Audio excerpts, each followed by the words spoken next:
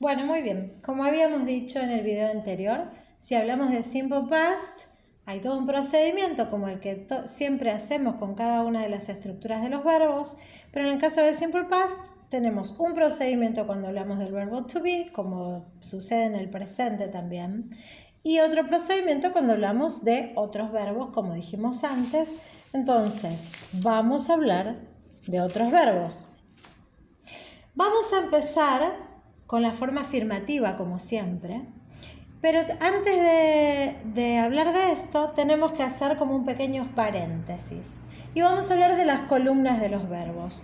Muchos habrán visto, muchos no, y se los cuento, que en las páginas de los libros de estudio, en algún momento o al final, o cuando termina la parte del Student's Book y empieza la del Workbook o el Activity Book, tenemos algo que se llama List of Irregular Verbs, lista de verbos irregulares. ¿Qué quiere decir esto?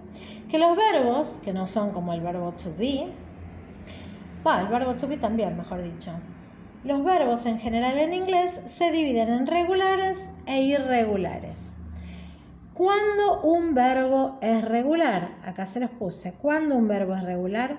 Cuando pasa de la primera a la segunda y a la tercera agregando ed. Acá yo tengo algunos ejemplos. El verbo play, que en la segunda columna es played. La segunda columna es la que se usa para los tiempos en pasado, por eso la vamos a empezar a usar ahora. Y en la tercera columna también es played. ¿Qué quiere decir esto? La regla dice, un verbo en inglés es un verbo regular cuando pasa a la segunda y a la tercera columna agregándole al verbo en infinitivo ed. Si el verbo en infinitivo es play, el verbo en la segunda columna es played con ed y el verbo en la tercera columna es played igual con ed. Eso es un verbo regular, aquel que pasa a la segunda y a la tercera columna agregando ed. ¿Qué es entonces un verbo irregular? No me hacen una lista de verbos regulares porque sería una lista interminable de verbos que lo único que hay que saber es que pasan a la segunda y a la tercera con ed. Sí me hacen una lista de irregulares, que son los que vamos a ver. ¿Y qué me dice la regla? ¿Cuándo un verbo es irregular?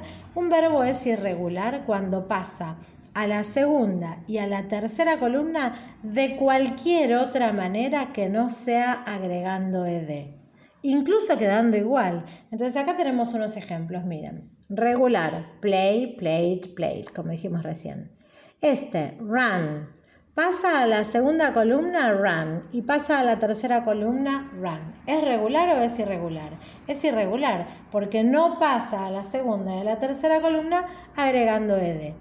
Entonces, así yo les hice algunos ejemplos. Por ejemplo, write pasa a la segunda columna, wrote, y a la tercera columna written. Es parecido, no es igual, pero no es con ed, entonces también es irregular. Lo mismo pasa con speak, hablar, spoke, spoken, es irregular. Eat, ate, eaten, es irregular. Drink, drank, drank, es irregular.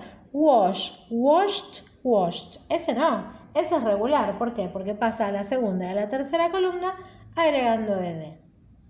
Entonces, sabiendo esto, vamos a ir a la fórmula de la oración afirmativa.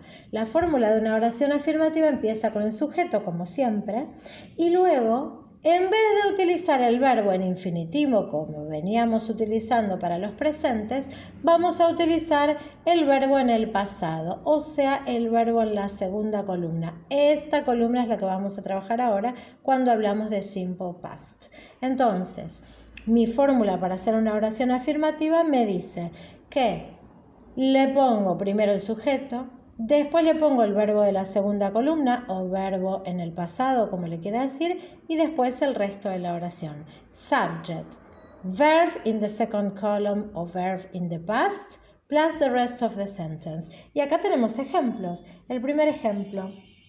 Mary cooked pizza yesterday.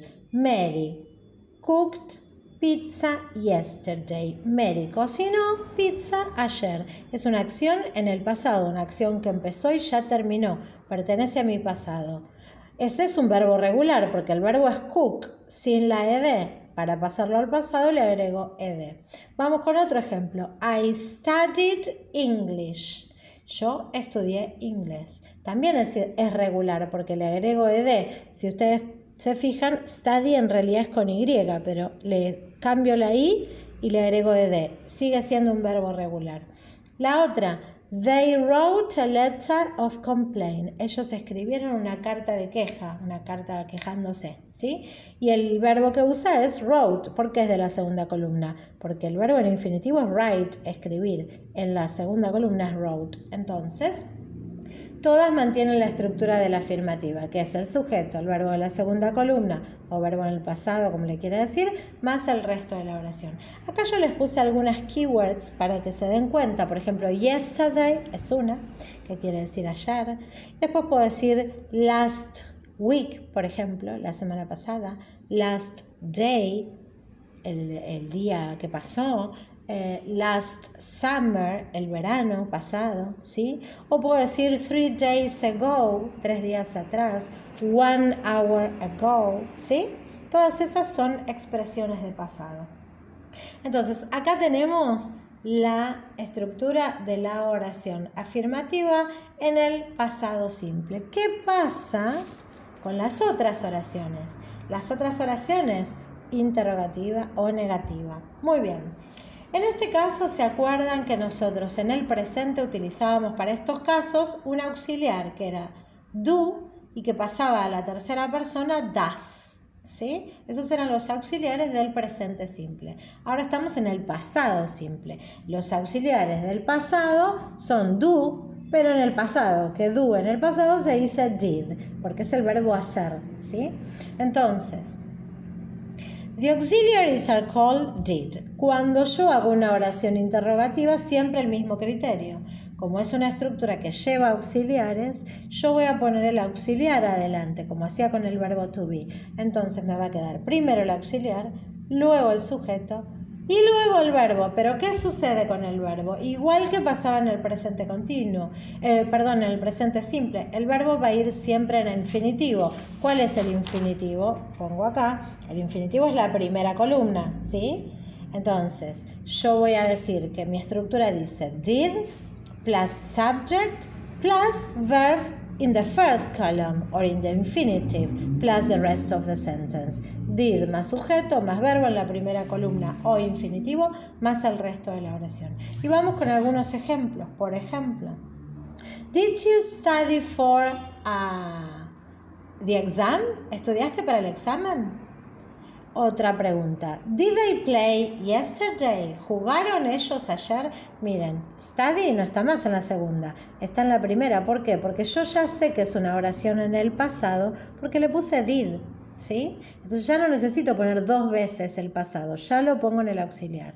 Lo mismo acá. Did they play? Ya no dice played con ed, dice play. Entonces, lo único que hago en una oración interrogativa es poner el auxiliar en el pasado, que es el auxiliar did.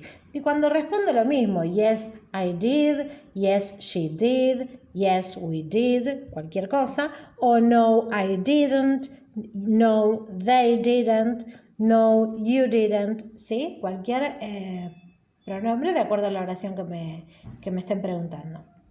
Y cuando vamos a la negativa, como siempre dijimos, la negativa es una oración afirmativa que dice que no. ¿Dónde va a decir que no? En el verbo o en el caso de una estructura que tenga auxiliar, en el auxiliar. Entonces, este auxiliar did que yo tenía acá en negativo pasa a ser didn't. ¿Ven? Did más not es didn't. Entonces, una oración negativa tiene como fórmula el sujeto, igual que tenía la afirmativa, y luego didn't como segunda parte. Y luego el verbo en infinitivo o el verbo en primera columna más el resto de la oración. ¿Por qué? Porque siempre que hay un auxiliar, esa es una regla que se tienen que acordar, el verbo va a ir en infinitivo. No va a ir ni con ese, ni en pasado, ni ninguna cosa. Siempre que hay un auxiliar, el tiempo verbal me lo da el auxiliar. Entonces me va a quedar subject plus didn't plus verb in the first column or in the infinitive and then the rest of the sentence. Examples. Ejemplos de oraciones negativas. Mary didn't cook pizza yesterday. Mary no cocinó pizza ayer. I didn't study English. ¿sí? ¿Se acuerdan que habíamos visto las afirmativas? Yo no estudié inglés. They didn't write a letter of complaint. Ellos no escribieron una carta de queja. Y miren, acá yo les pongo el ejemplo que les había dado en la afirmativa, ¿ven? Mary cooked pizza. Mary más el verbo en la segunda. Y acá, Mary didn't cook pizza. Mary no cocinó pizza. I studied English. I más verbo de segunda. I didn't study English. I más auxiliar negativo más verbo de primera. ¿Sí? Entonces, eso es todo en lo que tiene que ver con el con el pasado simple.